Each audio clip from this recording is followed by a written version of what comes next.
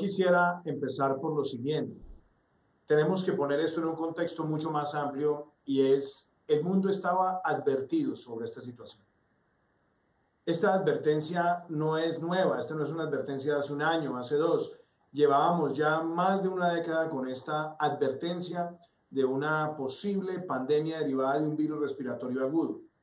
Basta con mirar que en los informes del Foro Económico Mundial de la última década, cuando se hablaba de los riesgos globales, siempre tenían ahí la palabrita pandemia. Ya habíamos pasado por la situación del H1N1, que fue pandemia, pero tuvo de pronto una carga letal inferior a la que estamos viendo hoy. Habíamos visto lo que pudo haber sido el ébola, golpeó regionalmente, pero el ébola nunca se expandió globalmente, que hubiera tenido implicaciones devastadoras, inclusive aún más letales que la que hemos visto hoy. Vimos la situación del SARS, y la advertencia llegó el año pasado también a la Organización Mundial de la Salud, donde un informe que se llama Un Mundo en Peligro, del panel de expertos en materia de salud, estaba planteándole al mundo que tendríamos que prepararnos para una pandemia derivada de un virus respiratorio agudo, y prácticamente el año 2020 era el año de la preparación, de la discusión, de la concertación, pero nos golpeó en el año 2020.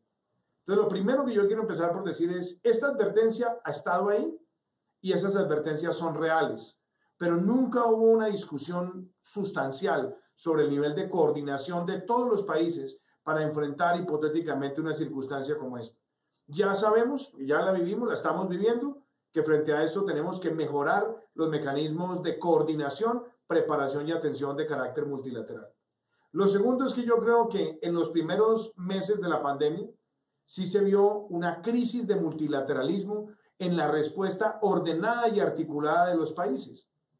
Y la forma más clara de verlo es que empezamos a ver cosas que realmente no estaban, por lo menos en la perspectiva de un mundo global e interdependiente. Cerrar exportaciones, limitar las exportaciones de ventiladores, tener acceso limitado a vacunas, a pruebas inicialmente, y todo el mundo compitiendo por hisopos, por reactivos, por material, por aceleradores para pruebas, obviamente mostró la fragilidad que también tiene una respuesta de emergencia de carácter global. Dicho esto, la pandemia trajo una consecuencia para el mundo, y es que la manera de enfrentarla trajo consigo efectos económicos muy severos, porque llegar a lo que se llamaban los lockdowns o las cuarentenas cerradas, esas cuarentenas prácticamente implicaban una desaceleración económica con efectos laborales, con efectos sociales, etc. ¿Y por qué tuvimos que llegar allá?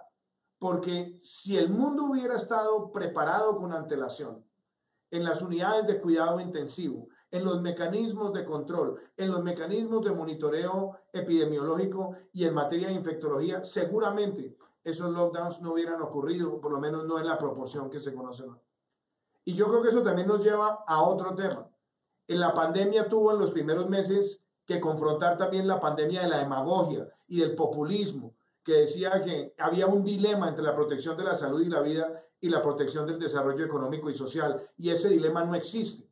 Sin salud no tenemos desarrollo económico y social, y sin un desarrollo económico y social continuo, rápido, evolutivo, no vamos a tener un mejor sistema de salud.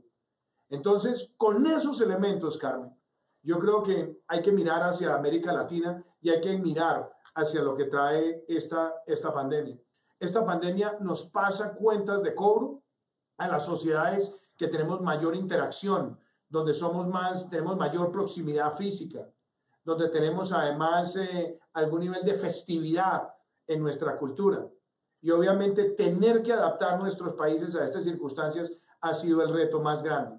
Pero eso me lleva también a poner esto en lo que hemos visto en el caso de Colombia y en América Latina. Nosotros entendíamos que la respuesta tenía que ser integral.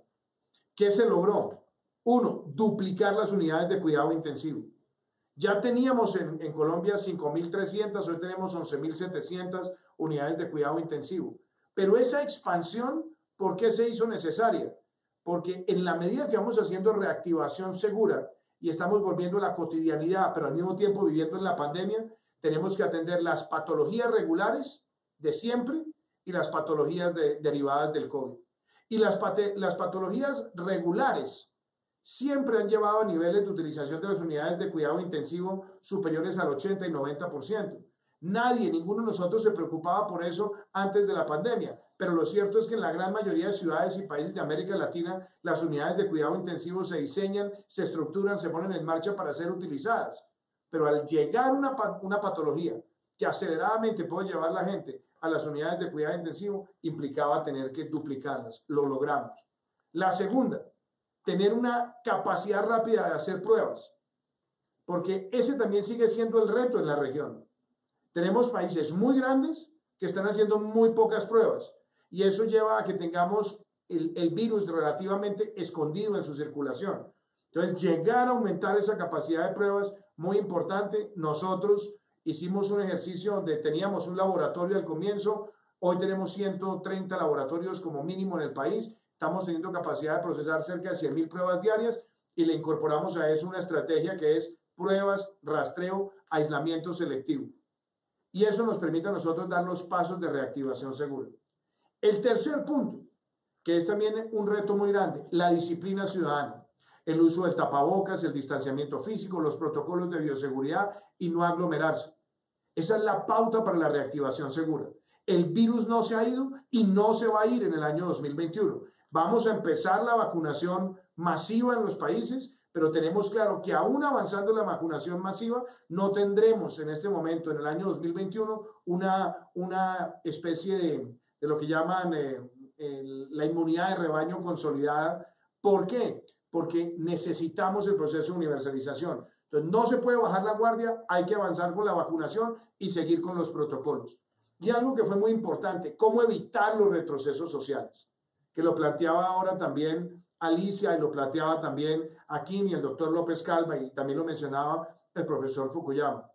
Teníamos que tomar decisiones muy audaces, garantizarle un ingreso a las familias que no estaban en ningún esquema de transferencias condicionadas. Nosotros pudimos llegar hoy a más de 3.4 millones de familias que no estaban en transferencias condicionadas para llevarles un ingreso que lo mantenemos hasta el mes de junio de este año en principio. Y lanzamos un programa para subsidiar 40 o 50% del salario mínimo legal en las empresas o en los empleadores que habían afectado sus ingresos 20% o más. Hoy le estamos llegando a 3.4 millones de trabajadores en nuestro país. Y fuera de eso, ampliamos los giros extraordinarios de transferencias condicionadas y pusimos en marcha un esquema de garantías de crédito hasta del 90% para la protección de nóminas y la inversión en capital humano.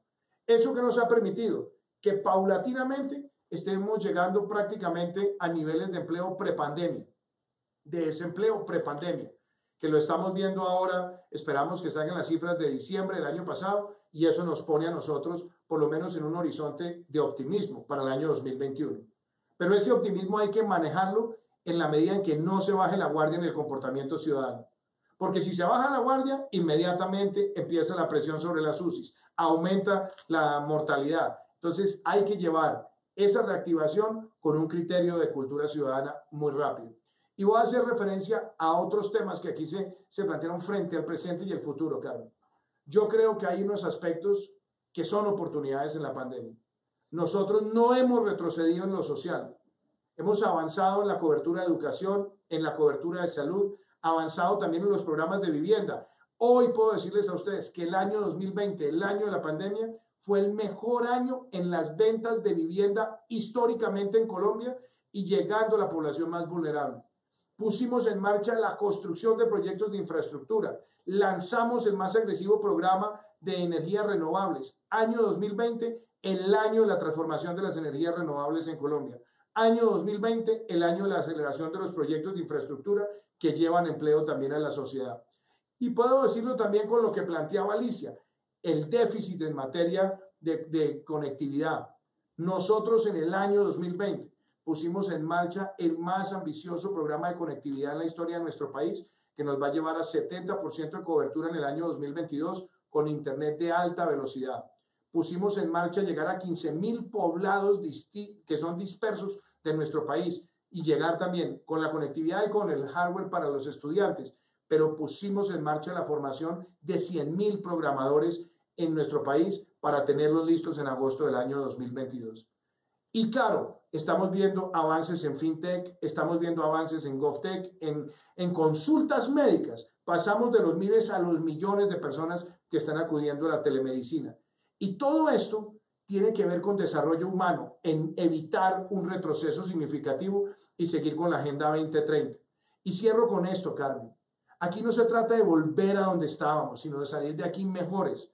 Y por eso celebro que el último informe de desarrollo humano del PNUD le ha incorporado no solamente en medir desarrollo humano, sino medirlo en materia armónica con el medio ambiente. Porque de nada sirve avanzar en los índices de desarrollo humano a costo de un deterioro ambiental. Y eso nos pone a nosotros en la sinceridad de la hoja de ruta de América Latina. Nosotros ya dijimos, vamos a reducir 51% nuestras emisiones de CO2 de cara al año 2030. Nos fijamos la meta de ser un país carbono neutral 2050. Estamos liderando transición energética en la región. El año 2020, el año de mayores ventas históricas de vehículos eléctricos en Colombia. Y eso muestra también esa conciencia que está avanzando, economía circular y lucha contra la deforestación. Entonces, al armonizar todos estos conceptos y ponerlos en la línea central de tu pregunta, yo creo que nosotros tenemos dos opciones. O quedarnos en una especie de lamento, o nosotros entender que esta circunstancia, que es única, que es difícil, la más compleja que ha tocado vivir a la humanidad desde la Segunda Guerra Mundial, implica para todos nosotros la palabra resiliencia. ¿Cómo convertimos la adversidad en una oportunidad? Y cómo nosotros logramos que las políticas fiscales sean lo suficientemente sostenibles, pero lo suficientemente audaces para evitar retrocesos. Y yo creo que es en esa dirección como vamos hacia la Agenda 2030. Y a la pregunta de cómo entra también esta conversación ahora en la transición democrática en los Estados Unidos, yo creo lo siguiente, Carmen, y lo voy a decir este año en la Asamblea del Banco Interamericano de Desarrollo. Este año van a ser prácticamente 60 años desde que se creó la Alianza para el Progreso. Esa Alianza para el Progreso que fue concebida en su momento por el presidente Kennedy para hacer una agenda de desarrollo regional implica que hoy tengamos que capitalizar el Banco Interamericano de Desarrollo, que tengamos que fortalecer la CAF, toda la herramienta multilateral de crédito, que le lleguemos a los países más pequeños y más vulnerables, pero que a los países más grandes también les garanticemos tener el acceso a recursos para dar estos pasos y mantener empleo. Eso no solamente le beneficia a América Latina, sino que beneficia también la presión, minimiza la presión migratoria frente a los Estados Unidos. Pero eso también significa que Estados Unidos, con el mensaje que ha dado de nearshoring, de traer a América Latina inversiones industriales que tenía en otros lugares para diversificar su riesgo productivo, traiga esas oportunidades a América Latina. Y yo creo que frente a América Latina, el enfoque político de Estados Unidos debe permanecer bipartidista, bicameral y entender que ese es un momento único donde Estados Unidos lidia con sus propias dificultades, pero puede, a través de un fortalecimiento del sistema multilateral de créditos y de productos para América Latina, ayudar a que esta recuperación sea más rápida. Entre más lenta sea la recuperación en América Latina, más van a aumentar las presiones migratorias hacia los Estados Unidos. Entre más rápida sea la reactivación, nosotros podremos tener empleo y oportunidades dinámicas en la región.